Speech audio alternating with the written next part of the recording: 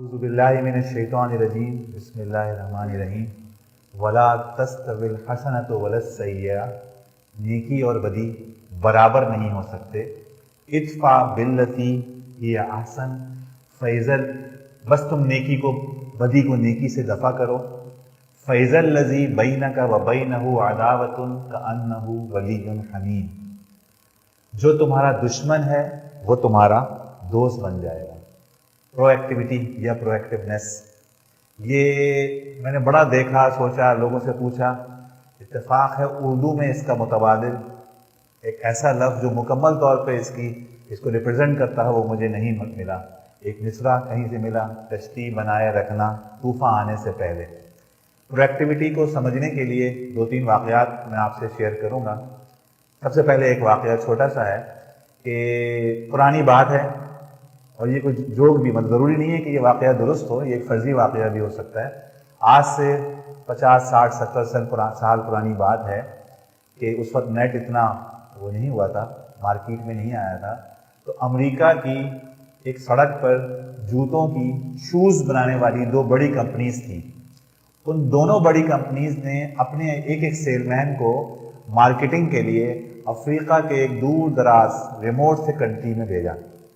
دونوں ایک ہی فلائٹ سے گئے اور دونوں ایک ہی ساتھ اترے. دونوں نے ایک ہی وقت میں مارکیٹ کا وزٹ کیا. ان میں سے ایک سیل مین نے اس وقت ٹیلی گرام دیا، کیونکہ انٹرنیٹ تو نہیں تھا. ٹیلی گرام دیا کہ یہاں کوئی جوتے نہیں پہنتا، افریقہ تھا، یہاں کوئی جوتے نہیں پہنتا، یہاں رکنا بیکار ہے، میں اگلی فلائٹ سے واپس آ رہا ہوں. دوسرے سیل مین نے وزٹ کیا اسی مارکیٹ کا اور جواب دیا، جو ٹیلی گرام دیا، کہ یہاں کوئی جوتے نہیں پہنتا. زبردست ڈیمانڈ موجود ہے، فوری طور پر 1 لاکھ شوز کا آرڈر ہے. ایک ہی واقعہ، ایک ہی مشاہدہ، ایک طرح کے حالات. ایک فرد نے اس سے نتیجہ یہ نکالا کہ یہاں کوئی اپارچونٹی موجود نہیں ہے، مجھے واپس آنا چاہیے. دوسرے فرد نے یہ نتیجہ نکالا کہ یہاں زبردست، اسی مشاہدے سے، اسی ایکسپیرینس سے، انہی حالات سے اس نے یہ نتیجہ کنسیو کیا کہ زبردست اپارچونٹی موجود ہے. اسی کو پرو ایکٹیویٹی کہتے ہیں. یعنی یہ فرد کہ جس نے یہ میسج دیا کہ زبردست ڈیمانڈ موجود ہے، یہ پرو ایکٹیویٹی کی مثال ہے. اور یہ فرد جس نے یہ میسج دیا کہ یہاں کوئی گنجائش نہیں ہے، جس نے ایک نیگیٹو نتیجہ کنکلوڈ کیا، یہ ایک ری ایکٹیو اپروچ کی مثال ہے. اس کو مزید میں آپ کے سامنے 3 واقعات رکھوں گا اور ہمارا جو پروگرام ہے وہ ان 3 واقعات کے گرد گھومے گا. انصاف سے واقف ہیں لوگ؟ نوجوان تو واقف ہوں گے. پشاور زلمی کون ہے؟ یہ ڈیرن سینی. تو یہ ویسٹ انڈیز کا کپتان رہا ہے. ہوا یہ کہ جب یہ ویسٹ انڈیز کا کپتان بنا تو ویسٹ انڈین کرکٹ بہت برے حالات کا شکار تھی. صورتحال یہ تھی، یہ بات ذہن میں رکھیں کہ ویسٹ انڈیز جو ہے وہ ورلڈ کپ کی سپر پاور کہی جاتی تھی ایک زمانے میں. 2 ورلڈ کپ لگاتار جیتے. لیکن جب یہ کپتان بنا تو ٹریجڈی یہ تھی کہ ویسٹ انڈیز کی پوری کرکٹ بکھر گئی تھی. اور ہوا یہ کہ جو ورلڈ کپ ہوا اس کے اندر ویسٹ انڈیز 11ویں، ٹوٹل 12 ٹیمیں تھیں، 11ویں نمبر پہ آئی. اچھا، آئی سی سی کے رولز یہ کہتے ہیں، اس زمانے میں جو آئی سی سی نے اس وقت رول بنایا تھا وہ یہ کہ ٹاپ 10 ٹیمیں جو ہیں وہ چیمپئنز ٹرافی میں شریک ہوں گی، ورلڈ کپ کی جو ٹاپ 10 ٹیمیں ہوں گی. ہوا یہ کہ ویسٹ انڈیز جو ہے وہ 11ویں نمبر پہ تھی، تو ویسٹ انڈیز ناک آؤٹ ہو گئی، چیمپئنز ٹرافی کے لیے ایلیجیبل نہیں تھی، اس نے کوالیفائی نہیں کیا. اب جناب جو کرکٹ کے پنڈت ہیں آئی سی سی کے بڑے، وہ بیٹھے کہ ویسٹ انڈیز کے بغیر چیمپئنز ٹرافی کا تصور نہیں ہے. ویسٹ انڈیز کی ایگریشن، ویسٹ انڈینز کا ٹیمپو. دوسری بات یہ کہ اگر ہم نے ویسٹ انڈیز کو نکال باہر کیا تو کرکٹ جو پہلے ہی 10-12 ممالک کھیلتے ہیں اس میں سے ایک پورا ریجن، ویسٹ انڈیز کے آس پاس کوئی کرکٹ نہیں کھیلتا، ایک پورے ریجن سے کرکٹ آؤٹ ہو جائے گی. اور تیسری بات یہ کہ ویسٹ انڈیز جو ہے مارکیٹنگ کے پوائنٹ آف ویو سے ویسٹ انڈیز بڑی اہم ٹیم ہے. تو یہ ہوا کہ ویسٹ انڈیز کو ایکسس دی جائے، تو ویسٹ انڈیز چیمپئنز ٹرافی کا حصہ بن گئی. اس کے اوپر آسٹریلین کرکٹ بورڈ کو شدید اعتراض تھا اور آسٹریلیا نے اس کے خلاف کیمپین چلائی. اور جب ٹورنامنٹ شروع ہوا تو ویسٹ انڈیز شریک تو تھی، لیکن ہوا یہ کہ کمنٹری باکس میں جتنے آسٹریلین کمنٹیٹرز تھے انہوں نے شدید مخالفت کی، ہر وقت تنقید کی، مذاق اڑایا. اچھا ان کے ساتھ ایک اور مسئلہ یہ تھا کہ ویسٹ انڈین بورڈ اپنے مسائل کا شکار تھا, ویسٹ انڈین حکومت اپنے مسائل کا شکار تھی, ان کو گورنمنٹ اسپانسرشپ بھی نہیں ملی, ان کو انڈیا کی کمپنی نے اسپانسر کیا اور ان کے پیڈس اور بیٹس اور ہوائی ٹکٹ سب انڈیا نے اسپانسر کیے پرائیویٹلی, اور یہ ٹیم بڑے مشکل حالات میں سری لنکا پہنچی جہاں چیمپئنز ٹرافی ہو رہی تھی. اب ہوا یہ کہ جس وقت یہ کھیلتے تھے تو کمنٹری باکس سے مستقل ان کی مخالفت ہوتی تھی. خاص طور پہ ایک بہت بڑا نام ہے کرکٹ کا, لیگ اسپنر شین وارن, وہ ان کا بہت مذاق اڑاتا تھا. ایک دفعہ شین وارن نے کہا کہ یہ 11 ان کے درمیان اختلافات بھی بہت تھے آپس میں کہ یہ 11 کھلاڑی نہیں ہیں, 11 مدر ان لاز ہیں, 11 ساسیں ہیں جو ہر وقت لڑتی رہتی ہیں. ایک دفعہ اس نے کہا کہ یہ ٹیم تو توہین ہے کرکٹ کی کہ یہ ٹیم جو ہے وہ چیمپئنز ٹرافی کا حصہ ہے. یہ سب سنتا رہا ڈیرل سنی اور خاموش رہا, اور بالآخر مارتی کھدیڑتی یہ ٹیم جو ہے فائنل میں پہنچ گئی. یہ ٹیم فائنل میں پہنچی اور فائنل میں اس نے انگلینڈ کو ہرایا. پوری سیریمنی ہوئی, 30,000 کا کراؤڈ موجود تھا کولمبو میں. اس نے یہ دونوں ہاتھ میں اپنے ٹرافی, ایک مین آف دی میچ اور ایک پوری جو ٹرافی تھی وہ اٹھائی, اور اچانک اس نے ایک عجیب و غریب موو کی. اس نے کمنٹری باکس کی طرف منہ کیا, چہرہ کیا, اور مائک میں کہا ویسٹ انڈین مائک میں نہیں بولتے, ویسٹ انڈین بیٹ سے بولتے ہیں. ویسٹ انڈین مائک سے نہیں بولتے, ویسٹ انڈین بیٹ سے بولتے ہیں. کول, کام, کمپیکٹ, کمپوزڈ ریئیکشن. یہ آگے چلتے ہیں. یہ واقعہ آپ نے سنا, اس کو ذہن میں رکھیے گا, ہمارا آگے اس واقعے سے بڑا گہرا تعلق ہے. اس آدمی سے کوئی واقف ہے؟ یہ آدمی, یہ لڑکا, یہ آدمی جس وقت 8 سال کا تھا, انتہائی کسوہ پرسی میں, انتہائی پریشانی میں, کروشیا میں تھا. یہ کروشیا سے اپنی ماں کے ساتھ اس حالت میں نکلا کہ وہاں سول وار تھی, اور وہاں بہت مشکل حالات میں اپنے باپ سے بچھڑ گئے جس کا اس نے دوبارہ کبھی منہ نہیں دیکھا. یہ شخص جو ہے یہ پہنچا اپنی ماں کے ساتھ بڑے مشکل حالات میں, کبھی پیدل, کبھی ٹرین, کبھی بس, بالآخر ایئر ٹکٹ امریکہ پہنچ گیا. اور امریکہ میں یہ ایلیگل امیگرینٹس میں شامل تھا, تو کچھ دن اس نے ایک برج کے نیچے ٹائم گزارا, اور ڈسٹ بن سے کچرا چن کے اس نے اپنا کھانے کا بندوبست کیا اپنے اور اپنی ماں کے لیے. بالآخر ان کی زندگی میں ایک چھوٹی سی خبر آئی کہ یہ رجسٹرڈ ہو گئے, اور سوشل سیکیورٹی سے ان کو ہر مہینے 1 تاریخ کو سوشل سیکیورٹی کے آفس جائیں گے, اور وہاں ان کو $200 ملے گا, اور تھوڑا سا گزر بسر شروع ہوئی. اب یہ وہاں پہنچتا تو وہاں پہ ایک خاتون بیٹھی ہوتی, ہر مہینے اس کی اس خاتون سے ملاقات ہوتی ہے, اپنے ماں کا ہاتھ پکڑے وہاں پہنچتا, اور وہ خاتون وہاں بڑا اس کے ساتھ برا سلوک کرتی. ظاہر ہے یہ لوگ مانگنے والا ہاتھ تھا, یہ لینے والا ہاتھ تھا, تو یہ جو ہے اپنا وہاں $200 ملتے اور اس کے ساتھ بہت سارے تانے ملتے. ایک دفعہ اس خاتون نے کہا تم زندگی بھر کچھ نہیں کر سکتے, تم زندگی بھر اسی طرح لائن میں لگو رہو گے. یہ سنتا رہتا اور واپس چلا جاتا. اس دوران اس نے جو ہے ایک سپر ڈپارٹمنٹل اسٹور میں ایک چھوٹی سی جاب آئی, اور وہ اس نے وہاں جاب کر لی, اور وہ تھی ٹوائلٹ صاف کرنے کی جاب. یہ باقاعدہ اس ڈپارٹمنٹل اسٹور میں ٹوائلٹ صاف کرتا. یہ ٹوائلٹ صاف کرنے کا کام اس نے اتنی اسمارٹلی کیا کہ یہ مینجمنٹ کی نظروں میں آ گیا, اور مینجمنٹ نے اس کو پوری مارکیٹ کی صفائی ستھرت کر دی, موپنگ کرتا تھا. اس کے بعد اس کی ستھرت شیلفنگ بھی کر دی گئی کہ شیلفنگ بھی یہ کرے گا. اب بالآخر اچھا اس دوران یہ پڑھتا رہا. آئی ٹی اس کا خاص شعبہ تھا, اور بالآخر اس نے مسٹر جین کام نے واٹس ایپ, آپ میں سے ہر ایک واٹس ایپ یوز کرتا ہے, یہ آدمی واٹس ایپ کا انوینٹر ہے. اس نے واٹس ایپ بنایا, تخلیق کیا, اور کچھ ہی دنوں میں واٹس ایپ جو ہے وہ دنیا بھر میں بہت زیادہ استعمال ہونے والا, پاپولر. آج بھی آپ دیکھتے ہیں واٹس ایپ کتنا امپورٹنٹ ہمارے سامنے ٹول ہے. پھر اس کے بعد ہوا یہ کہ اس کو فیس بک کی جانب سے آفر آئی کہ ہم آپ سے یہ پرچیز کرتے ہیں. نیگوشیشن ہوئی, $5 بلین میں اس کا سودا ہوا واٹس ایپ کا.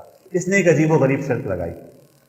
اس نے کہا کہ باقی سب تو ٹھیک ہے, میں $5 ارب بھی کوئی نیگوشیٹ نہیں کر رہا, بس میں یہ کہہ رہا ہوں کہ یہ جو سائننگ سیریمنی ہوگی, یہ سائننگ سیریمنی کسی آفس میں نہیں ہوگی, واٹس ایپ کے آفس میں نہیں ہوگی, فیس بک کے آفس میں نہیں ہوگی, کسی ہوٹل میں نہیں ہوگی, یہ سوشل سیکیورٹی کے اس آفس میں ہوگی جہاں سے میں ہر مہینے جا کے $200 لیا کرتا تھا. بڑی حیران ہوئی, پورا میڈیا اس پہ حیران رہ گیا.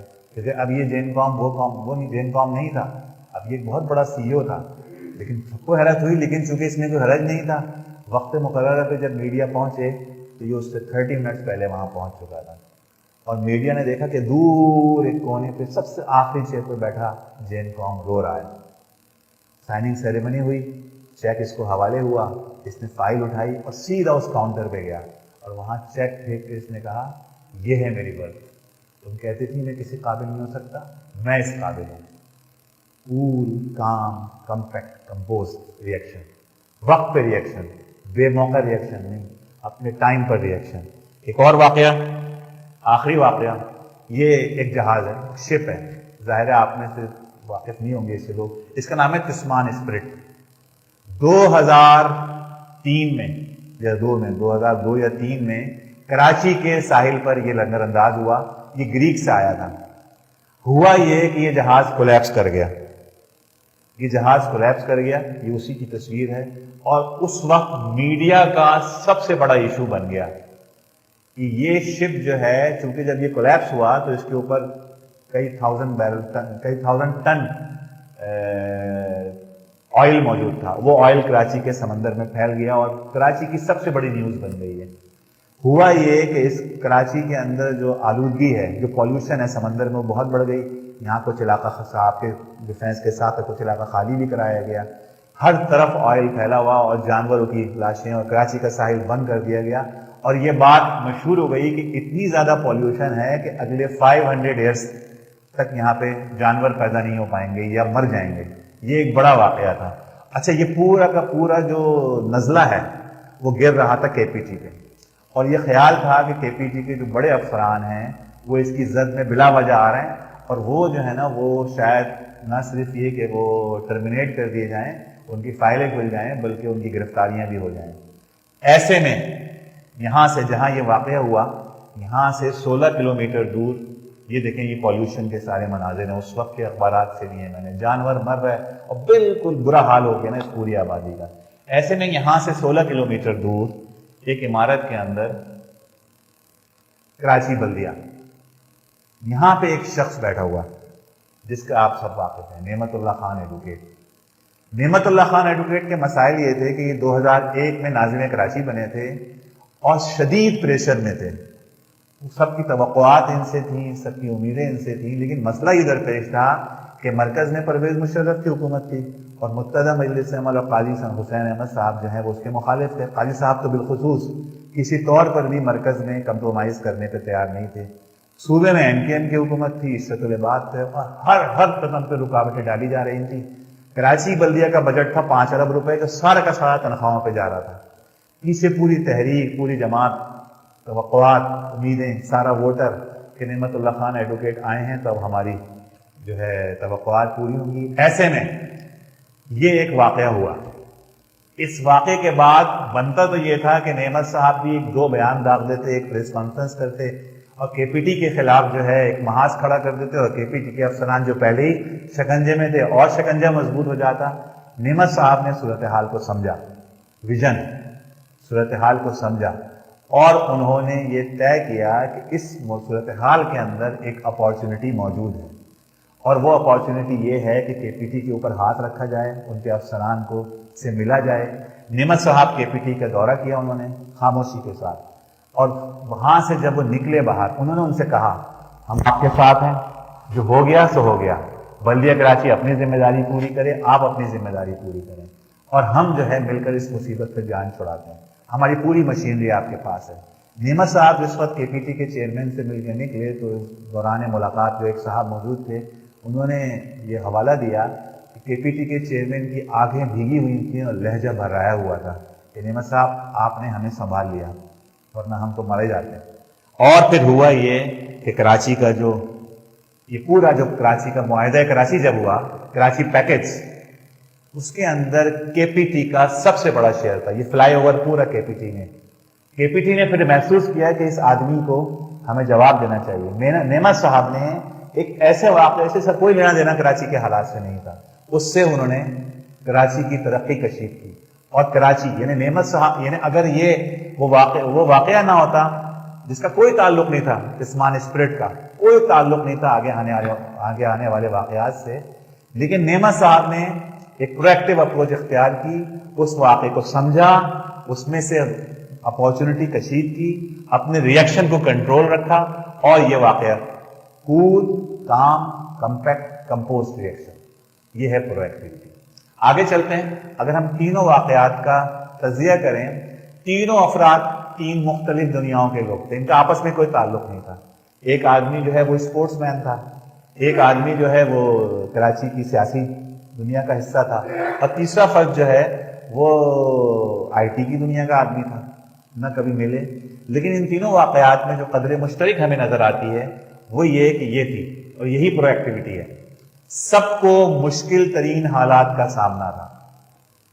ایک جو ہے کرکٹ ٹیم پوری زوال کا شکار تھی، ذلت تھی، ہر وقت کمنٹری باکس سے جو ہے وہ ٹانٹنگ ہو رہی تھی، ہر وقت جملے کسے جا رہے تھے، مذاق اڑ رہا تھا، اخبارات میں کارٹون بن رہے تھے۔ ایک پورا بورڈ، ایک پورا کا پورا کنٹری جو ہے وہ ایک کیمپین چلا رہا تھا ویسٹ انڈیز کے خلاف،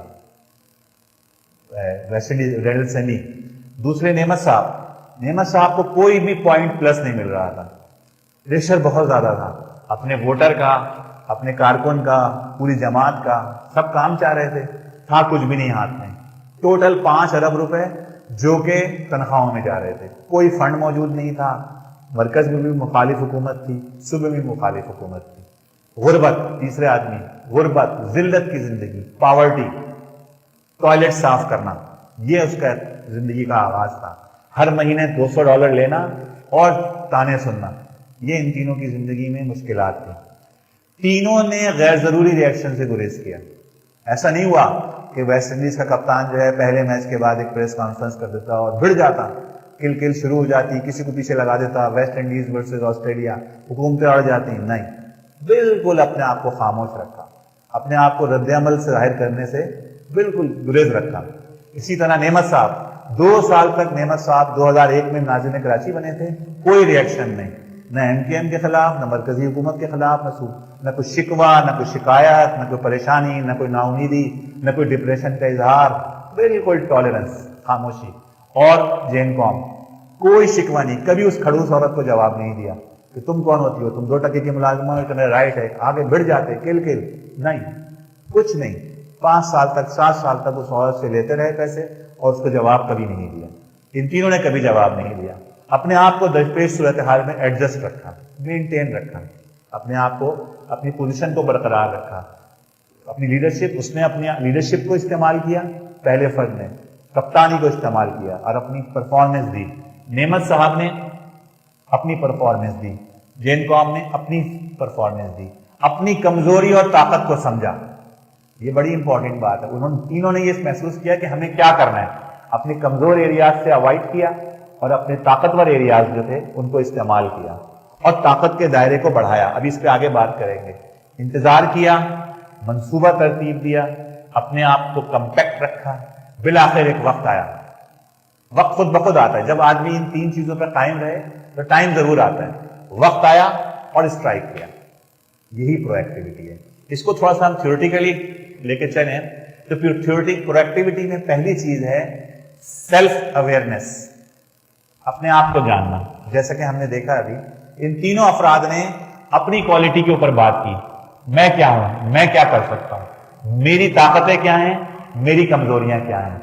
دوسری چیز یہ اینالائزنگ پیراڈائم، اس پہ بات کریں گے انشاءاللہ تھوڑی دیر میں۔ ابھی ہم تھنگس ٹو ان مائی، میرے قابو میں کیا ہے اور کیا چیزیں ہیں جو میرے قابو سے باہر ہیں۔ اگلی چیز ہے رسپانسبلٹی، اور یہ رسپانسبلٹی نہیں ہے، یہ ہے رسپانس پلس ایبلٹی، جو اس کا کمپاؤنڈ ورڈ ہے۔ اب ایبلٹی، وہ ایبلٹی جس کی وجہ سے آدمی رسپانس دے۔ اور چوتھی چیز ہے ڈیسیجن میکنگ۔ یہاں تک بات کلیئر ہے؟ تھوڑا سا یہ مختلف موضوع ضرور ہے کیونکہ شاید ہمارے ہاں پرو ایکٹیویٹی پہ بات کم ہوتی ہے ہماری مسلم سوسائٹی میں، کیونکہ ہم لوگ مجموعی طور پہ، پاکستان بھی اور مسلمان بھی، ریئیکٹیو اپروچ کا شکار ہیں، ریئیکٹیو اپروچ کا شکار۔ مثال کے طور پر میں ابھی اس کو بات آگے بڑھنے سے پہلے بات کروں کہ ابھی اللہ نہ کرے نعوذ باللہ کوئی احانت قرآن کا واقعہ ہوتا ہے، کسی علاقے میں قرآن جل جاتا ہے، کیا ہوگا؟ مظاہرے ہوں گے، جلوس نکلیں گے، جلسے نکلیں گے، یہ ریئیکٹیو اپروچ ہے۔ لیکن یو کے میں ایک سوسائٹی نے کیا کیا، اس دن قرآن تقسیم کرنے شروع کر دیے، ایک دن طے کیا اور قرآن تقسیم کرنے شروع کر دیے۔ یہ خیال تھا کہ چونکہ قرآن اس وقت ایشو بنا ہوا ہے، اس وقت لوگ قرآن زیادہ، یہ پرو ایکٹیو اپروچ ہے۔ آپ دیکھیے کہ ایک ہی واقعے سے، جیسے پہلے واقعے میں ہوا تھا نا کہ دو سیلز مین تھے اور دونوں نے الگ الگ واقعہ، دونوں نے الگ الگ بات کشید کی تھی، دونوں نے الگ الگ بات جو ہے وہ کنسیو کی تھی. ایک نے جو ہے وہ آرڈر دیا تھا، ایک نے جو ہے وہ واپسی کا سفر. یہ پرویکٹیو اور ری ایکٹیو اپروچ کا فرق ہے. اس پہ ہم مزید بات کرتے ہیں. دیکھیں اس میں پہلی چیز جو ہے سیلف، یعنی اپنے آپ کو سمجھنا. دیکھیں یہ بات طے ہے، اللہ میاں نے دنیا میں، کبھی اس کے اوپر تفصیل سے بات ہوگی، دنیا میں اللہ میاں نے 13 ٹیلنٹ رکھے ہیں. 13 باقاعدہ سوشل سائنٹسٹ نے ان کو لکھا ہے. 13 ٹیلنٹس دنیا میں موجود ہیں. 13. اللہ میاں نے کسی آدمی کو کسی ٹیلنٹ سے خالی نہیں رکھا. کوئی نہ کوئی ٹیلنٹ آپ کے اندر اللہ میاں نے رکھا ہے. اچھا یہ بھی ہو سکتا ہے کہ کوئی سے 2 ٹیلنٹ کا مرکب ہو آپ کے اندر، کوئی سے 5 ٹیلنٹ کا کمپاؤنڈ مکسچر ہو آپ کے اندر. ٹیلنٹ آپ کے اندر موجود ہے. آپ نے اس ٹیلنٹ کو تلاش کرنا ہے. وہ کون سی چیز ہے کہ جس کو آپ ہر وقت کرنے کے لیے تیار رہتے ہیں، جس کے اندر آپ کو مزہ آتا ہے، جو آپ کی طاقت ہے، جس کے بارے میں لوگ تعریف کرتے ہیں. ابھی انہوں نے اعلان کیا عبد الرحمان کے بارے میں اور یاسر کے بارے میں. انہوں نے کہا کہ یاسر کے اس ٹیلنٹ کو ہم تلاش نہیں کر سکے تھے. یاسر کے اندر یہ ٹیلنٹ ہے، عبد الرحمان کے اندر یہ ٹیلنٹ ہے. مذاق میں ترانہ پڑھ ڈالا انہوں نے. یہ ہے نا ٹیلنٹ، یہ ٹیلنٹ ان کے اندر موجود ہے. اسی طرح بہت 13 ٹیلنٹ ہیں اس طرح کے. اس میں سے آپ کے اندر کون سا ٹیلنٹ ہے؟ آپ اچھا لکھ سکتے ہیں، آپ اچھا بول سکتے ہیں، آپ اچھی گپ شپ کر سکتے ہیں، آپ اچھا پڑھا سکتے ہیں، آپ اچھا مسکرا سکتے ہیں، آپ اچھا آئی ٹی کے اسپیشلسٹ ہیں، آپ اچھے گرافک ڈیزائنر ہیں، آپ کے اندر کریٹیوٹی ہے. ان 13 ٹیلنٹ میں سے کون سا ٹیلنٹ آپ کے اندر ہے؟ آپ بہت زیادہ مجلسی ہیں. مجھے یاد ہے ہمارے دہلی کالونی کے مدر حلقہ دہلی کالونی ہے سب کا ایک بزرگ رکن ہوتے تھے، یوسف صاحب، انتقال ہو گیا. آپ میں سے شاید کسی نے بھی نہ دیکھا ان کو. وہ ہر وقت تنقید کا شکار رہا کرتے تھے کہ یہ آدمی کچھ نہیں کرتا. رکن جماعت تھے، وہ نہیں کر پاتے تھے. ان کے انتقال کے بعد معلوم ہوا کہ جس وقت جو کیمپ لگا کرتے تھے نا، اس کے اندر وہ ہر وقت اس کیمپ کو نا موبلائز رکھتے تھے. اس کے اندر کبھی چائے لا رہے ہیں، کبھی مونگ پھلیاں لے آئے، ہنسی مذاق کر رہے ہیں. تو ان کے انتقال کے بعد معلوم ہوا کہ کیمپ ویران ہو گیا. ان کے اندر اللہ نے یہ خوبی رکھی تھی کہ وہ ایک مجلس جما کے رکھتے تھے، جوک سنا رہے ہیں، اس سے مذاق کر رہے ہیں، اس پہ ٹونٹنگ کر رہے ہیں. یہ ایک ٹیلنٹ تھا ان کا. تو اس طرح کے 13 ٹیلنٹس میں سے کوئی 1 2 4 5 ٹیلنٹ اللہ نے آپ کے اندر رکھے. اچھا اس کے برعکس کچھ نہ کچھ کمزوریاں بھی رکھی ہیں. کمزوریوں سے کوئی خالی نہیں ہے. ٹیلنٹ بھی موجود ہے، کمزوریاں بھی موجود ہیں. آپ نے کرنا یہ ہے کہ یہ جو سرکل آف کنسرن ہے نا آپ کا، جو آپ کے اندر کمزوریاں ہیں اور سرکل آف انفلوئنس ہے، اس کو آپ جان جائیں اور سرکل آف انفلوئنس کو آپ بڑا کرنا شروع کر دیں. آپ اپنی خوبیوں کو استعمال کرنا شروع کر دیں. جب آپ اپنی خوبیوں کو استعمال کرنا شروع کریں گے تو کمزوریوں کو کم استعمال کرنا شروع کر دیں. آپ کو جب پتا ہوگا، آپ کو اپنی کمزوریاں پتا ہوں گی اور اپنی طاقتیں پتا ہوں گی، تو خود بخود آپ جو ہے اپنی طاقتوں کو استعمال کریں گے. جب آپ سرکل آف انفلوئنس کو بڑھائیں گے تو سرکل آف کنسرن رہے گا سب کچھ اسی دائرے میں. جب آپ اپنی طاقتوں کو، اپنی اسٹرینتھس کو، اپنی خوبیوں کو، اپنے ٹیلنٹ کو آپ یوز پہلے تو آپ جان جائیں اس کو. جب آپ جان جائیں گے تو آپ اس ٹیلنٹ کو یوز کریں گے تو خود بخود سرکل آف کنسرن کم ہوتا چلا جائے گا. یہ دیکھیے، یہ ہمارے دبئی میں ایک صاحب ہوتے تھے، یہ میں وہاں سے چوری کر کے لایا ہوں. ایک دفعہ وہاں پہ ایسی ایک ورک شاپ سی ہوئی تھی، اس کے اندر لوگوں سے بنوایا تھا. یہ انہوں نے اپنا خوبیاں لکھی. ان کے خیال میں ان کے اندر یہ خوبیاں تھیں. اچھا اس پہ غور نہیں کیا، ایسی کسی پروگرام میں ایک فارما دیا گیا، آپ اپنی خوبیاں لکھیں. انہوں نے یہ خوبیاں لکھی. انہوں نے خوبی لکھی میں اچھا مسکراتا ہوں. ان کا خیال تھا وہ مسکراتے بہت اچھا ہیں. دوسرا ان کا خیال یہ تھا کہ وہ بولتے ہیں، اچھے اسپیکر تھے وہ، اور لکھنے کی بھی ان کے اندر صلاحیت تھی. تیسرا ان کا خیال یہ تھا کہ میں تعلق بنانے میں بہت اچھا ہوں، میں ریلیشن لوگوں سے ڈیولپ کر لیتا ہوں. میں ایک کتاب، ان کو کتاب پڑھنے کا بہت شوق تھا، ہر وقت مارکیٹ میں ان کے بارے میں مکمل معلومات رہتی تھی. ٹیلی فون کے وہ چیتے تھے، وہ بہت بڑے بڑے کام ٹیلی فون کے ذریعے نکلوا لیا کرتے تھے، موبائل کے ذریعے. ان کی فیملی بہت اسٹرانگ تھی، پنجاب کے تھے اور بہت اسٹرانگ فیملی سے بلانگ کرتے تھے. بڑے بڑے ایم این ایز ان کے اس میں تھے اور ان کے پاس اپنی گاڑی تھی. یہ انہوں نے اپنی ایک طرح سے سمجھیے اپنا ایریا آف انفلوئنس بنایا، اپنا سرکل آف انفلوئنس.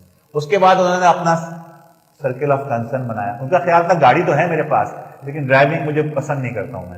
میں حتی الامکان کوشش کرتا ہوں کسی اور کے ساتھ سفر کر لوں.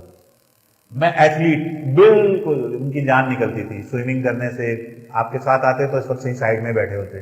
فٹ بال تو ان کی بات بھی نہ کی جائے. سفر، ٹریولنگ پسند نہیں کرتے تھے. یعنی دبئی میں ہمارے یہاں ہوتا یہ تھا کہ ابو ظہبی میں کوئی پروگرام ہو رہا ہے تو ان کی جان نکلتی تھی، بھائی اس کو یہیں دبئی میں لے آؤ کسی طریقے سے، اظہار کرتے تھے. وقت کو ان کا خیال تھا وہ صحیح طور پہ مینیج نہیں کرتے، جو ان کا خیال تھا ہمیں نہیں معلوم، جو ان کا خیال تھا کہ وقت کو وہ صحیح طور پہ مینیج نہیں کرتے. برا بہت جلدی مانتے تھے وہ. کوئی بات ہو جائے، کوئی جملہ ان کے منہ سے نکل جائے، کسی کے منہ سے نکل جائے، محفل میں کوئی بات ہو جائے، ان کے چہرے سے معلوم ہوتا تھا کہ اب یہ جو ہے نا وہ نیند ان کو بہت زیادہ آتی تھی. ملک صاحب کو بھی آ رہی ہے اس وقت، نیند ان کو بہت زیادہ آتی تھی نا، یعنی مسئلہ تھا ان کا. بڑی محفلوں سے وہ کہتے تھے میں جلدی اٹھ کے آ جاؤں. اب دیکھیے یہ ایک شخص نے اپنا ایریا آف انفلوئنس بنایا اور ایریا آف کنسرن بنایا، اپنی طاقتیں. اب ہم میں سے ہر فرد کو یعنی ہونا تو یہ چاہیے تھا، ابھی ہم 5 منٹ کا وقفہ کرتے لیکن اس کا ہم نے انتظام نہیں کیا، پروگرام کا میٹر زیادہ تھا، میں نے چاہا کہ تھوڑا تیز. آپ نے آج یہ کرنا ہے اور اگر آپ نے یہ کر لیا تو سمجھ لیجئے کہ آپ نے اپنی 25% لڑائی جیت لی، آپ پرویکٹیویٹی کی طرف چلے گئے. ہم میں سے وہ جو پرویکٹیو ہوں گے نا، وہ اگلے 24 گھنٹے میں یا ایک سرٹن ٹائم میں جو طے کریں گے 3 دن میں، آپ اپنا ایریا آف انفلوئنس بنائیں، آپ اپنا ایریا آف کنسرن بنائیں. یہ ممکن ہی نہیں ہے آپ کے اندر کوئی نہ کوئی خوبی اللہ نے آپ کے اندر رکھی ہوگی. آپ نے وہ ایریا آف، آپ کو معلوم ہے کہ جو لوگ اپنا ایریا آف انفلوئنس بنا لیتے ہیں، ایک کپڑے کا تاجر جو اپنے کندھے پہ کپڑا رکھ کے بیچتے تھے کوٹلی میں، وہ ابو بکر صدیق بن گئے. کیا ہوا؟ یہی تو ہوا دراصل. ایریا آف انفلوئنس کسی نے، اللہ کے نبی نے ان کا ڈیفائن کر لیا. ایک کھلنڈرا سا نوجوان فاروق اعظم بن گئے، دنیا کے فاتح بن گئے. ایک غلام ابن غلام مؤذن رسول بن گئے، بلال رضی اللہ تعالیٰ عنہ. ایک صحافی سید ابو الاعلیٰ مودودی بن گئے. یعنی آپ دیکھتے جائیں نا، ایک کپڑے کا تاجر، تولیے کا تاجر قاضی حسین احمد کیا تھے؟ میڈیکل اسٹور کے مالک تھے اور ساتھ میں تولیے کی ایک فیکٹری چلانے کی ناکام کوشش کر رہے تھے. چل نہیں پا رہا تھا اس لیے کہ ان کو اس میں مزہ نہیں آ رہا تھا. وہ ان کا ایریا آف کنسرن تھا. وہ ایک ایسے کام میں انوالو تھے کہ جو کہ ان کا ایریا آف، ان کا سرکل آف کنسرن تھا. ایک ایسے کام میں بزی تھے. وہ اصل کام کیا تھا؟ تحریک اسلامی کی قیادت. انہوں نے ایریا آف انفلوئنس تیار کر لیا، اپنا ڈیفائن کر لیا، کنسیو کر لیا، معلوم کر لیا، اور وہ اسلامی تحریک. تو یہ KFC کا مالک، اس کو جانتا ہے؟ اس کو مجھے ایک بڑے بابا کی تصویر ہر KFC کے باہر لگی ہوتی ہے. آپ کو اس کی ہسٹری پتا ہے؟ یہ 62 سال کی عمر میں 62، اس کی پوری زندگی اتنی میزریبل ہے. 62 سال کا تھا یہ. کیا ہوا اس کے ساتھ؟ اس کے ساتھ یہ ہوا کہ بیوی سے جھگڑا ہو گیا، اس نے مارا، اس کے نتیجے میں گرفتار ہو گیا، جیل میں رہا، کنگلا، کچھ نہیں پاس. وہاں سے باہر آیا، بیٹی اس کے ساتھ رہتی تھی، وہ چھوڑ کے چلی گئی. اس کی مطلب لائف اتنی خراب تھی. بالآخر ایک دن یہ سوسائڈ کرنے جا رہا تھا، خودکشی کرنے. زندگی کی جتنی بھی کمزور ترین صورتحال ہو سکتی ہے وہ اس کی تھی. کوئی KFC کے باہر جو ایک بابا کی تصویر ہوتی ہے نا، وہ لگے ہوئے بڑے اسمارٹ سا. اس وقت اس کے پاس، اس کو کچھ خیال آیا، کسی نے سمجھایا یہ کیا ہوا مجھے پتا نہیں، کسی نے سمجھایا یہ کیا ہوا، تو اس کے پاس ٹوٹل $25 تھے. کتنے؟ $25. انتہائی حقیر رقم. اس نے سوچا میں کیا کر سکتا ہوں. اس کو خیال آیا کہ میں صرف ایک کام کر سکتا ہوں، میں مرغی اچھی کر سکتا ہوں، مرغی اچھی فرائی کر سکتا ہوں. اور کچھ نہیں آتا تھا. اس نے گیا $25 کی انویسٹمنٹ کی اور شام کو اس کے پاس $86 موجود تھے. وہ مرغی اس نے بیچی اور چل 87 سال کی عمر میں جب اس کا انتقال ہوا تو 119 ممالک میں KFC کی برانچیں قائم ہو چکی تھیں. کیا تھا؟ ایریا آف کنسرن بہت بڑا تھا. اور area of influence, circle of influence میں کیا تھا؟ میں مرغی اچھی تل لیتا ہوں. بس اس مرغی اچھی تلنے کی وجہ سے کہاں سے جب اس کو بڑھایا، اس کے اوپر کام کیا، تو یہ جو ہے نا کہیں سے کہیں پہنچ گیا. تو ہر ایک، اگر آپ نے یہ چیز کنسیو کر لی کہ آپ کے اندر اللہ نے کون سی خوبی رکھی ہے، آپ نے وہ خوبی اپنے اندر ڈرائیو کر لی، وہ اخذ کر لی، تو سمجھ لیجئے کہ آپ کامیابی کے راستے پہ چل پڑے. اللہ کی سنتوں میں تبدیل نہیں ہوتی. اللہ نے رکھا ہے یہ کام کہ اگر آپ نے اپنی یہ ایریا آف انفلوئنس ایکسپلین کر لیا، یہ اسی کی تھوڑی سی مزید وہ ہے کہ جو پرویکٹیو لوگ ہوتے ہیں نا، وہ کیا ہوتے ہیں؟ کامیاب لوگ. وہ اپنے ایک سرکل آف انفلوئنس کو اتنا بڑھا لیتے ہیں کہ کنسرن، ان کی کمزوریاں تھوڑی رہ جاتی ہیں. اینڈ وائس ورسا، وہ لوگ کہ جن کا ایریا آف کنسرن بڑا ہو جاتا ہے، جن کی کمزوریاں بڑی ہو جاتی ہیں، وہ انفلوئنس پہ حاوی ہو جاتے ہیں. ٹھیک ہے نا؟ اچھا اس کے بعد یہاں تک بات سمجھ میں آ گئی، تو اب اگلی بات ہم کرتے ہیں پیراڈائم. آپ کا چشمہ کیسا ہے؟ اگر آپ نے گرین چشمہ لگا لیا تو دنیا آپ کو گرین نظر آئے گی. اگر آپ نے لال چشمہ لگا لیا تو دنیا آپ کو لال نظر آئے گی. اگر آپ نے دھندلا چشمہ لگایا تو دنیا آپ کو دھندلی نظر آئے گی. اسٹیفن کوے لکھتا ہے، اسٹیفن کوے جس نے پرو ایکٹیویٹی پہ بڑا کام کیا ہے، وہ یہ لکھتا ہے کہ ہم ایک صبح ایک پارک میں بیٹھے ہوئے تھے. ایسا واقعہ کسی کے ساتھ بھی ہو سکتا ہے.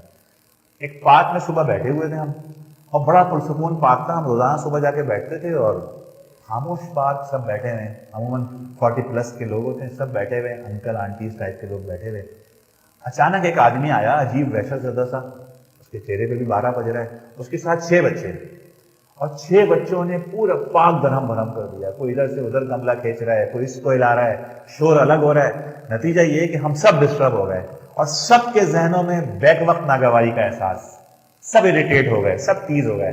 یہ 6 بچے، 7 بچے، اور یہ ان کا باپ ہے، اور عجیب وحشت زدہ سی حالت میں، اور بجائے بچوں کو سمجھانے کے یہ خود ایک بینچ پہ بیٹھ گیا.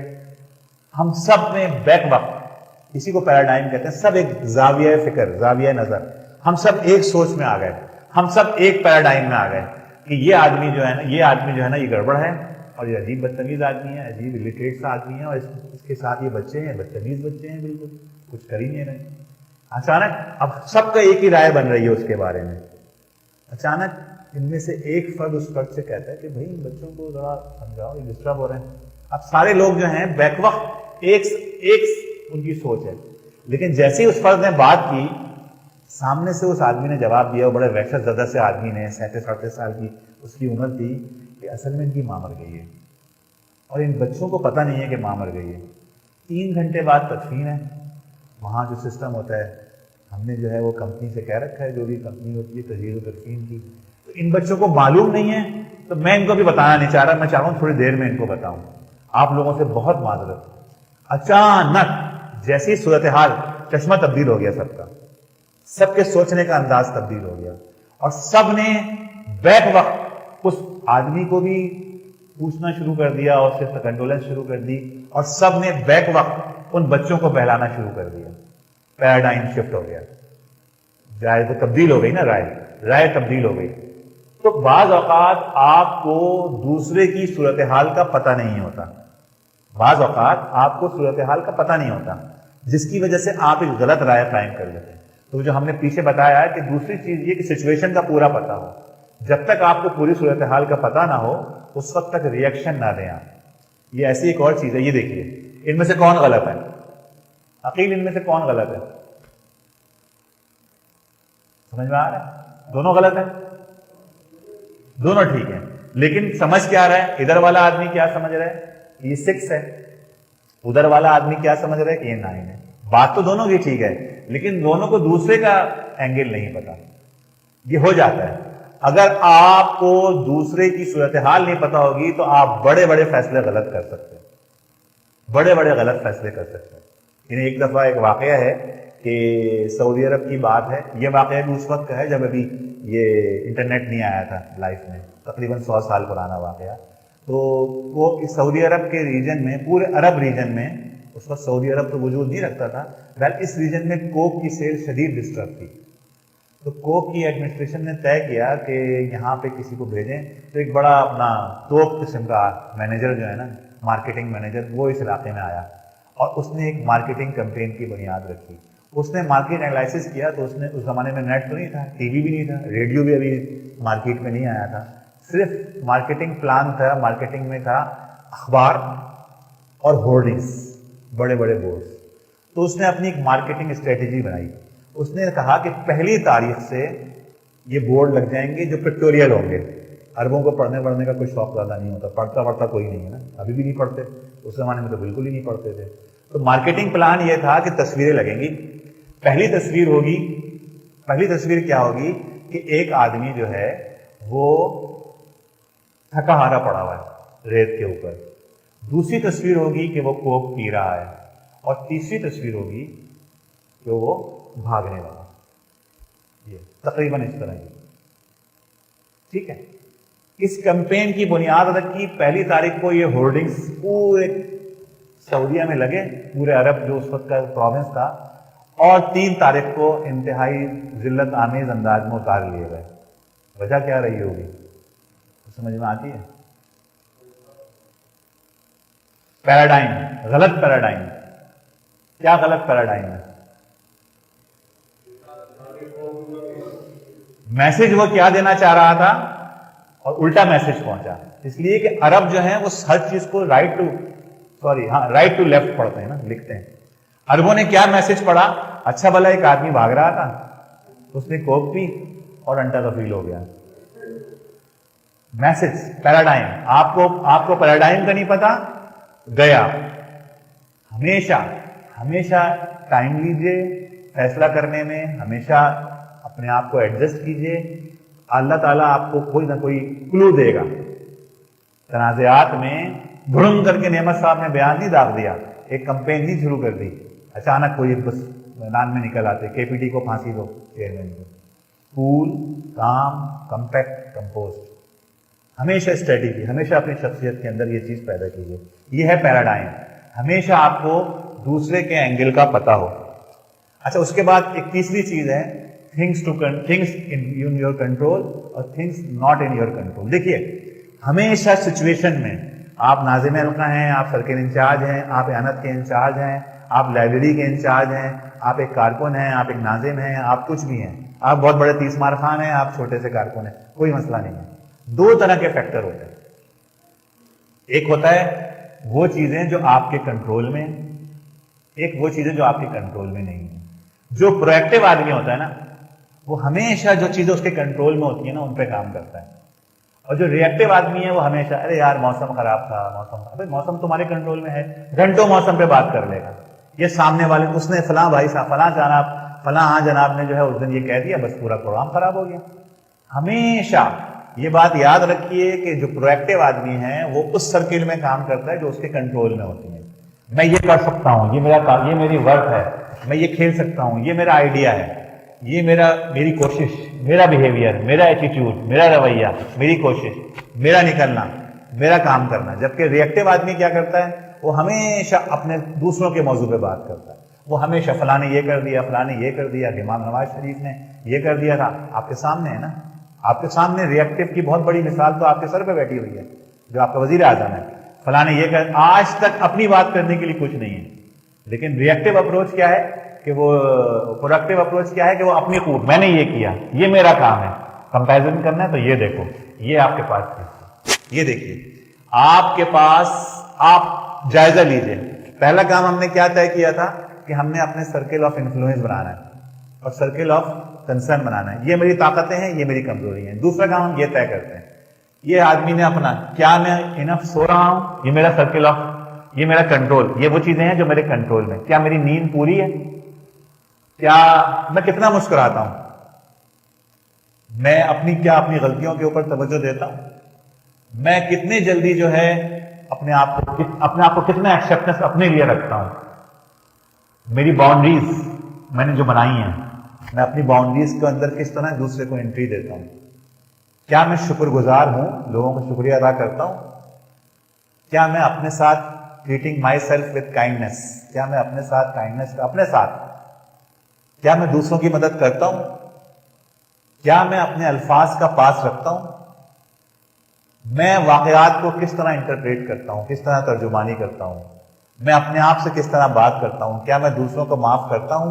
क्या मैं ऑनेस्ट हूं, क्या मैं माइंड वगैरह वगैरह वगैरह। यानी आपके पास क्या टाइम मैनेज करता हूं, आप ये तय कीजिए जो मेरे करने की चीजें हैं, क्या मैं कर रहा हूं, क्या मेरे पास से वो पॉजिटिव वो निकल रही है, या मैं हर वक्त ऐसे फैक्टर्स पे बात करता हूं जो मेरे कंट्रोल में नहीं है। हुकूमत की पॉलिसी मेरे कंट्रोल में नहीं है, अब हर वक्त मैं हुकूमत की पॉलिसी को लेकर अपने हल्के को खराब करता रहा हूं कि जी कोरोना में ये ऑर्डर दिया। भाई आपके पास अपॉर्चुनिटीज मौजूद थी, आपने अपने आप को किस तरह मैनेज किया।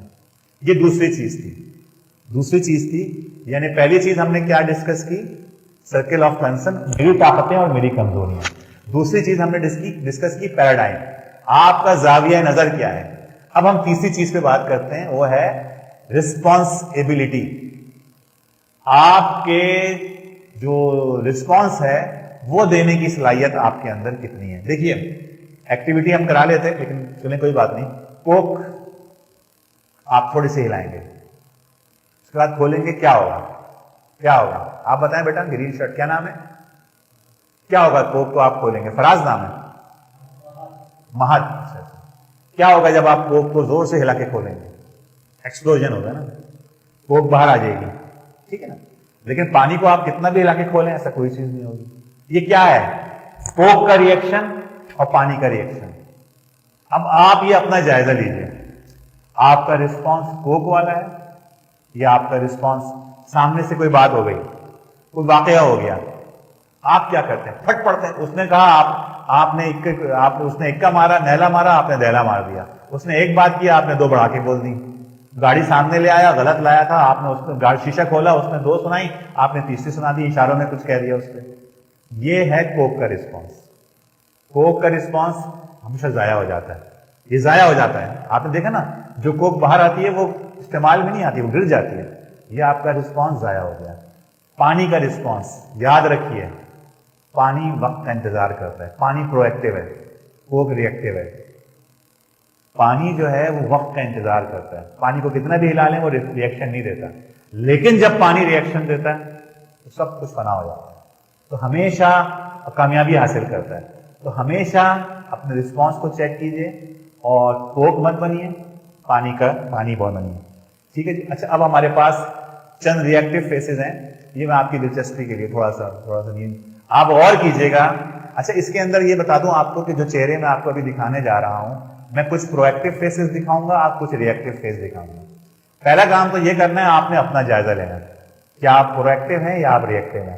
دوسری بات یہ کہ یہاں اس چکر میں پڑ جائیے گا کہ یہ آدمی یہاں نہیں، یہاں مجھے اس سے اختلاف ہے، ایسا اس چکر میں نہیں پڑیے گا. دوسری بات یہ کہ یہ کوئی ایمان کی لسٹ بھی نہیں ہے، یہ صرف وہ لوگ ہیں کہ جن کے بارے میں ہمارا خیال، میرا خیال ہے، ممکن ہے آپ کی پرو ایکٹیو کی لسٹ الگ بنے. آپ بنائیے گا یہ لسٹ. آپ یہ دیکھیے گا، صرف جو بات میں آپ سے کہنا چاہ رہا ہوں کہ پرو ایکٹیو چہرے الگ بول رہے ہوں گے اور ری ایکٹیو چہرے الگ بول رہے ہوں گے. آپ کو پرو ایکٹیو کو تقریر کرنے کی ضرورت نہیں ہے، چہرہ بتا جاتا ہے کہ یہ آدمی پرو ایکٹیو ہے اور یہ آدمی ری ایکٹیو ہے. لو جی، یہ میرے خیال میں، یہ میں نے اپنے حساب سے بنائی ہے پرو ایکٹیو فیسز. پروفیسر غفور احمد دنیا جانتی ہے، حکیم سعید، مولانا مودودی. سید مودودی، آپ نے وہ جملہ پڑھا ہوگا یا میں یاد دلاؤں گا، نہ پڑھا ہو ذرا جملے کو غور سے سنیے گا. پرو ایکٹیویٹی کے لحاظ سے آئیڈیل جملہ ہے. میں نے یہ فیصلہ کیا ہے، اگر میرا دامن کانٹوں سے الجھ جائے تو میں دامن کا وہ حصہ کاٹ کے آگے بڑھ جاؤں گا، اپنا کام نہیں چھوڑوں گا. پرو ایکٹیویٹی. اس چکر میں نہیں پڑھنا میں جواب، اگر میں جواب دینے لگ گیا تو تحریم القرآن کون لکھے گا، پھر دینیات کون لکھے گا، خطبات کون لکھے گا. اتنا بڑا عظیم الشان جو تحریک اسلامیہ کام ہے، اگر سید مودودی نے جواب دینے شروع کیا ہوتے تو کیا سید مودودی جو ہیں وہ یہ سارا کام کر پاتے کہ یہی کام کر رہے ہوتے؟ کبھی جواب نہیں دیا. سید مودودی رحمۃ اللہ علیہ لاہور میں اچرا میں رہا کرتے تھے. اچرا کی جو مسجد تھی وہاں وہ جمعہ پڑھنے جاتے تھے. اس مسجد کے امام صاحب سخت مخالف تھے جماعت کے، اور اتنے مخالف تھے کہ وہ جمعے کو تقریریں اکثر مولانا مودودی کے خلاف کیا کرتے تھے. اور مولانا مودودی اگلی صف میں اتحیات کے انداز میں ایسے ہاتھ باندھ کے بیٹھا کرتے تھے. لوگ ان سے کہا کرتے تھے کہ مولانا آپ یہاں جمعہ ہی نہ پڑھیں، عجیب سی بات لگتی ہے کہ وہ آدمی آپ پہ تنقید کر رہا ہے اور نازیبہ انداز میں، اور آپ اگلی صف میں چوتھے پانچویں آدمی آپ بیٹھے ہوئے. مولانا نے کہا نہیں، مجھے ایسی کوئی وجہ سمجھ میں نہیں آتی کہ میں یہاں نماز چھوڑوں. ایک دن تو حد ہو گئی. حد یہ ہوئی کہ مولانا مودودی کے بارے میں انہوں نے کہا کہ وہ شخص جو مولانا مودودی کو مانتا ہے، اس شخص کے مرنے کے بعد اس کی قبر کے اوپر اگنے والی گھاس کو جو بکری کھاتی ہے، میرے خیال میں اس بکری کا دودھ بھی حرام ہے. سوچئے، اور سامنے وہی شخص بیٹھا ہوا ہے. اس کو، اور وہ شخص نہیں اس کو ماننے والا، اس کو ماننے والے کی قبر کے اوپر جو گھاس اگتی ہے، اس گھاس کو جو بکری کھاتی ہے، اس بکری کھانے والے، اس بکری کا دودھ بھی حرام ہے. مولانا باہر جماعت کے لوگ جمع ہو گئے. مولانا نکلے تو مولانا نے دیکھا جماعت کے لوگ کھڑے ہیں. مولانا گئے ان کے پاس، انہوں نے کہا مولانا حد ہو گئی ہے، اب تو آپ اس مسجد کے میں نماز پڑھنی بند کیجیے اور ہم اس کا علاج کریں گے. پھر مولانا نے کہا مجھے ایسی کوئی حدیث نہیں ملتی کہ مودودی کی مخالفت کرنے والے کے پیچھے نماز جائز نہیں ہے، میں تو یہی نماز پڑھوں گا. پرو ایکٹیویٹی. مولانا صاحب ری ایکٹیو تھے، یہ پرو ایکٹیو تھے. اور پھر ہوا یہ کہ وہ صحابی بعد میں جماعت کے رکن بنے. تو یہ ہے پرو ایکٹیو اپروچ. آپ دیکھتے جائیے، اس کے اندر جو ہے آپ کو یہ میری پرو ایکٹیویٹی کی لسٹ ہے. ایک اور واقعہ سناؤں آپ کو. وہاب ریاض، نیچے سے تیسرا آدمی. वहाब रियाज एक हारी हुई टीम का खिलाड़ी था, पाकिस्तानी टीम चैंपियंस ट्रॉफी से आउट हो चुकी थी, तय था अगली फ्लाइट से वापस जाना है, और पाकिस्तान का मैच था ऑस्ट्रेलिया से, और ऑस्ट्रेलिया से उस मैच में ये तय था कि पाकिस्तान हार जाए जीत जाए, पाकिस्तान का कोई मुस्तकबिल नहीं है। ऐसे में सुबह जब मीटिंग हुई टीम की तो उसमें घबराई हुई आवाज में, वहाब रियाज एक छोटा सा लड़का था उस जमाने में, अब तो जान गए लोग, जानते भी नहीं थे, उसने कहा कि आज का दिन है, अगर कुछ इज्जत कमानी है तो आज कमा सकते हैं, अगर आज हम गए तो फ्लाइट तो तैयार खड़ी है हमारी। खैर उस दिन वहाब रियाज ने, कभी मौका लगे तो आपको मालूम है क्रिकेट एकेडमीज में वहाब रियाज ने एक स्पेल किया, वो मेरे पास यहाँ मौजूद नहीं है, वो स्पेल क्रिकेट एकेडमीज में दिखाया जाता है, नए लड़कों को, क्रिकेटर्स को क्रिकेट एकेडमीज में दिखाते हैं वो स्पेल, क्रिकेट की तारीख का शानदार तरीन स्पेल। वहाब रियाज कोई बहुत 5 स्टार प्लेयर नहीं है, लेकिन वहाब रियाज ने प्रोएक्टिविटी, एक क्रिकेट की एबिलिटी के अंदर प्रोएक्टिविटी डाल दी, और वो स्पेल तैयार हुआ जो क्रिकेट की तारीख में अगले दिन, कभी मौका लगे तो देखिएगा, अगले दिन अखबारात ने जो क्रिकेट के मौजू पे स्पोर्ट्स हमारा न्यूज़पेपर्स थे ऑस्ट्रेलिया में और यूके में, उन्होंने हेडिंग लगाई वहाब रियाज का स्पेल। खबर ये नहीं थी कि ऑस्ट्रेलिया ने पाकिस्तान को हरा दिया, खबर ये थी कि क्रिकेट की तारीख का खौफनाक तरीन स्पेल जो है ना वो फेंका गया।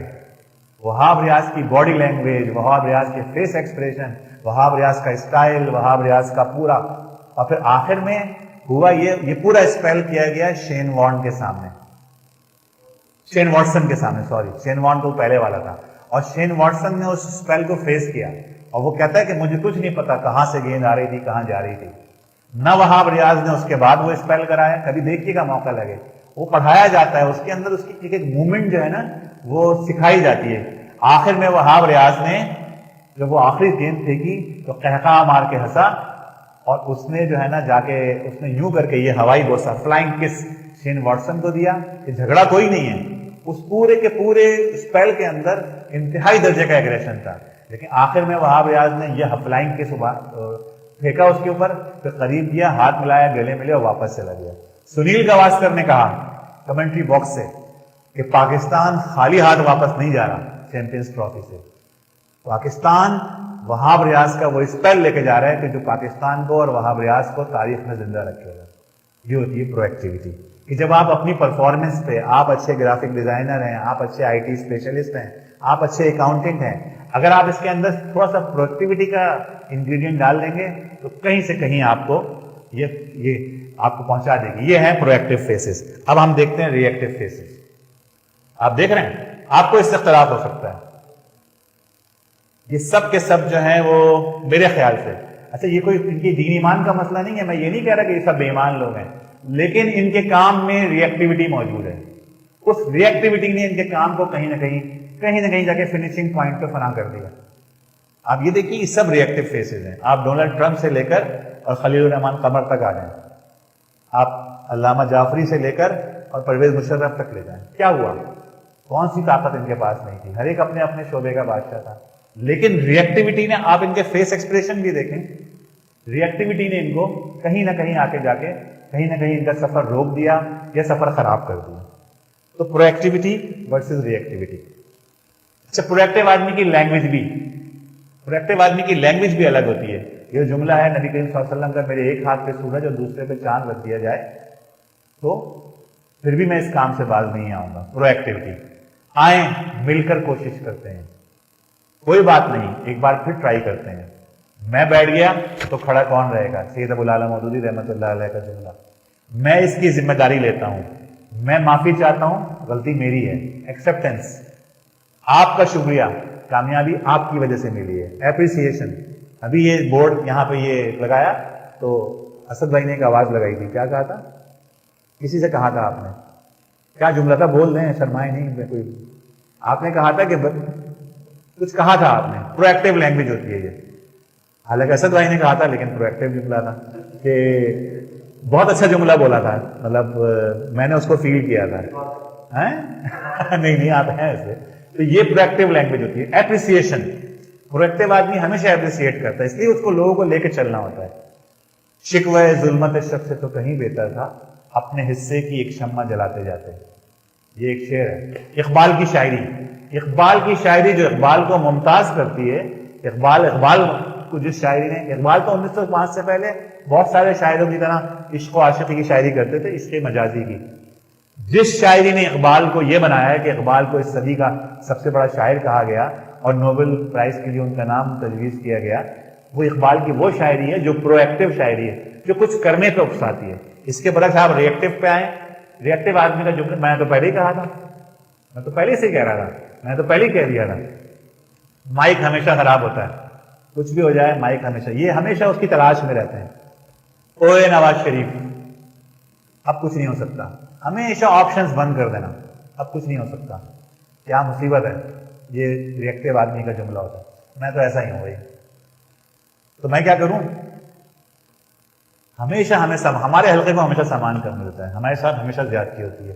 اور شاعری میں اقبال کی شاعری کے مقابلے میں میر تقی میر کی شاعری، یہ سب ریحان بھائی خیر ہے. میر کی شاعری، یہ میر کی شاعری جو ہے یہ آپ کو پوری ری ایکٹیویٹی کی، رونا دھونا اپنے ذاتی مسائل. مجھ سے ہمیشہ غلطی ہو جاتی ہے اس میں. اچھا، پرو ایکٹیو آدمی ہمیشہ پر امید ورسز ناراض. یہ پی ٹی آئی کا فلیگ نہیں بنایا میں نے گرین سائڈ پہ جو ہے رکھا ہے اپنا پرو ایکٹیو آدمی کا رویہ. یہ رویے ہیں، یہ وہ رویہ ہے جو ری ایکٹیو آدمی کا ہے. پر امید بمقابلہ ناراض، ذمہ داری بمقابلہ الزام. کوئی بھی چیز خراب ہو گئی، ذمہ داری والا آدمی کہے گا، آگے بڑھے گا، ٹھیک ہے جی اور ٹھیک کرنے کی کوشش کر. الزام والا اس میں وجوہات نکالنے شروع کرے گا کہ اصل میں اس میں یہ خرابی ہے، اصل میں پہلے ہی کہہ رہا تھا، وہ اصل میں مسئلہ ہے نا، وہ میں تو کہا تھا بت کو نہ رکھیں، پھر بت کو رکھ لیا، تو بھئی یہ تو ہونا ہی تھا. لیکن جو آدمی ذمہ دار ہوگا وہ فوری طور پہ اس کو ٹھیک کرنے کی کوشش کرے گا. شکر گزاری اور ناشکری، اپریسیشن، یہ جو چھوٹی چھوٹی باتوں پہ اپریسیشن ہے نا، یہ جبکہ ناشکرا آدمی جو ہے نا وہ ہمیشہ جو ہے نا وہ بریانی میں نمک، یا اس کی بریانی میں ہمیشہ کنکر نکل آتا ہے. یہ بھی ہوتا ہے خدا کی طرف سے، یہ ناشکرا پن. سوچا سمجھا رد عمل، وہ جو میں نے کہا کول کام کمپیکٹ کمپوز، جبکہ فوری رد عمل، کوک والا رد عمل. اپنے آپ پر قابو، وہ out of control. Let's try attitude, ممکن نہیں ہے ایٹیٹیوڈ. مستقبل کے صورت گر، یہ آدمی پرو ایکٹیو آدمی جو ہے ہمیشہ مستقبل کی بات کرتا ہے. ری ایکٹیو آدمی ہمیشہ ماضی پرست ہوتا ہے. حضرت علی کے بارے میں بڑا مشہور واقعہ ہے. حضرت علی کے سامنے لوگ بیٹھ کے جو ہے نا ہر وقت ابو بکر صدیق حضرت عمر فاروق کی تعریفیں کیا کرتے تھے. تعریف کرنے کا مقصد یہ نہیں ہوتا تھا کہ حضرت ابو بکر کے وہ کوئی مداح خوانی کرتے تھے جو ان کی عقیدت میں. تعریف کرنے کا مقصد یہ ہوتا تھا حضرت علی کو ٹیز کریں، اریٹیٹ کریں. تو علی نے کہا محسوس کر لی یہ بات. حضرت علی نے کہا کہ ابو بکر صدیق اور عمر فاروق بلا شبہ بہت خوش نصیب تھے، اس لیے وہ صحیح کام کرتے تھے، اس لیے کہ ان کو مجھ جیسے مشیر ملے گا، مجھے تم جیسے مشیر ملے. تو یہ جو ایٹیٹیوڈ ہوتا ہے نا سامنے والے کا کہ ہر وقت ماضی پرست، وہ جی 1985 کی تو بات ہی الگ تھی، جماعت کی تو بات ہی الگ تھی، اب وہ بات رہی نہیں ہے. جماعت بھائی آپ کیا کر رہے ہیں؟ آپ بھی تو اسی کا حصہ ہیں. 1985 میں کیا تھا، 88 میں کیا تھا، 90 میں کیا تھا، 97 میں کیا تھا، اس وقت تو اتنی اچھی تھی. یہ جو ایٹیٹیوڈ ہوتا ہے نا یہ ری ایکٹیو آدمی کا ہوتا ہے. پرو ایکٹیو آدمی کے پاس پلان ریڈی ہوتا ہے. ری ایکٹیو آدمی کے پاس مسئلے کا انتظار آئے گا تو دیکھ لیں گے، صبح دیکھی جائے گی. پلانر ہوتے ہیں، یہ شکایتی ہوتے ہیں، یہ ہیجان میں فیصلے کرتے ہیں. یہ ہمیشہ یہ الٹا ہو گیا، اس کو الٹا سمجھ لیجیے گا. یہ اصولوں کی بنیاد پر فیصلے ہوتے ہیں، وہ ہیجان. ٹھیک ہے جی. یہ اللہ کے نبی صلی اللہ علیہ وسلم اور پرو ایکٹیویٹی. صلح حدیبیہ پرو ایکٹیویٹی کی آئیڈیل مثال ہے. کیسے اس کو آپ ایکسپلین کریں گے یہاں تک کی گفتگو کی. صلح حدیبیہ ذہن میں ہے نا سب کے. ایک صلح ہوئی تھی جو بظاہر بڑی ہی کمزور شرائط پہ تھی، مسلمانوں کی پوزیشن بہت کمزور نظر آ رہی تھی.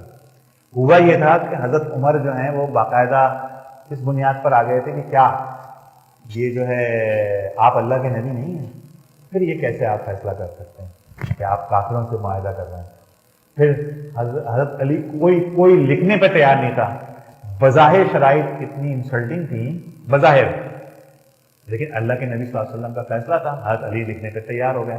جب لکھنے پہ تیار ہوئے تو حضرت علی نے پہلا لکھا جملہ بسم اللہ الرحمن الرحیم. تو کفار کی طرف سے سہیل بن عمرو لکھ رہا تھا. اس نے کہا نہیں بسم اللہ کو تو ہم نہیں مانتے. اب سب دیکھ رہے ہیں کچھ بظاہر بہت گر کے بظاہر. تو کیسے، کیا خیال ہے؟ کچھ ذہن میں ہے کیا؟ وہ کیا کیسے صلح حدیبیہ جو ہے وہ پرو ایکٹیویٹی کی مثال ہے؟ جی عبد الرحمان صحیح، شاباش، بہت اچھے. اور جناب جمال بھائی، جمال نام ہے نا جی، فیوچر کے پوائنٹ آف ویو سے. اور بالکل ٹھیک ہے، دونوں باتیں بالکل پرو ایکٹیویٹی، پلاننگ، دور کی نگاہ، آگے کا سوچنا. جی رحم بھی کچھ کہہ رہے ہیں؟ جی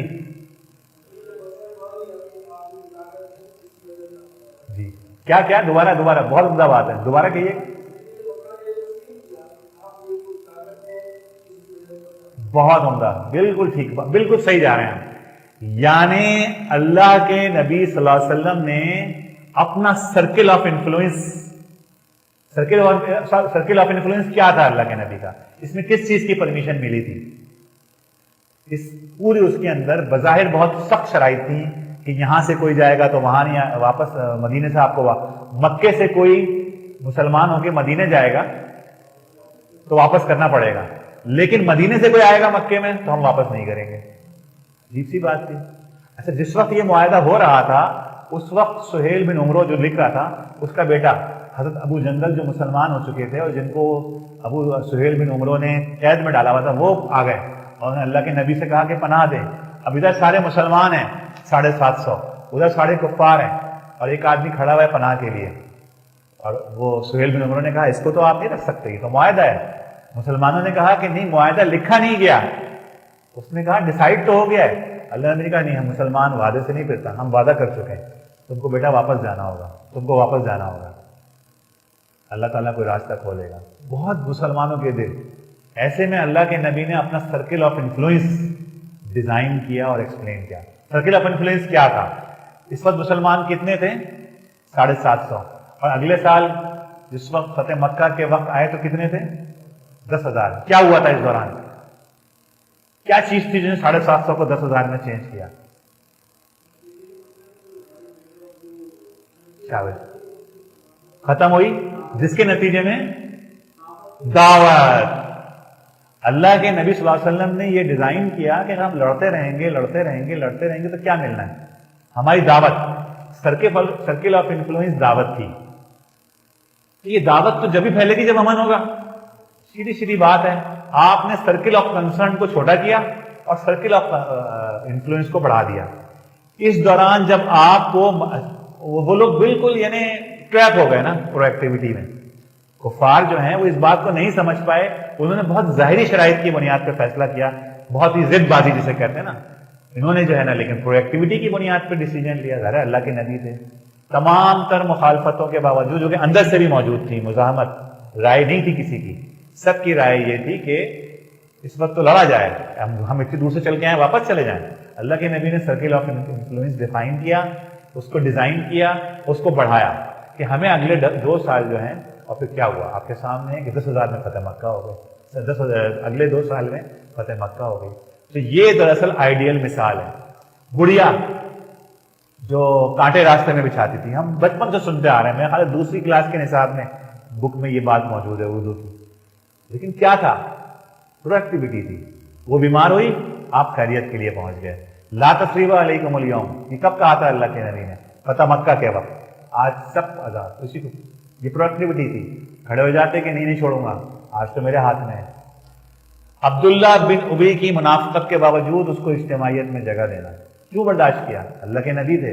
آپ کے ایک اشارے پہ لوگ قتل کرنے پہ تیار تھے. ایک دن عبداللہ بن ابی نے کسی مسئلے پہ جھگڑا ہوا تو عبداللہ بن ابی نے کہا کہ آج کے بعد مدینے میں جو شریف ہیں، جو شرفا ہیں، وہ کمینوں کو روک لیں گے. بڑی بری لگی یہ بات. اللہ کے نبی نے صحابہ کو روک دیا، نہیں کوئی ہاتھ نہیں لگائے گا. اور جب اس سفر سے واپس ہوئے تو مدینے میں انٹری کے وقت اس کا بیٹا عبداللہ بن ابی کو تلوار نکال کے کھڑا ہو گیا اپنے باپ کے مقابلے میں کہ آج میں تمہیں روکوں گا. اللہ کے نبی نے بیچ میں پڑھ کے اس کو پوچھ لیا.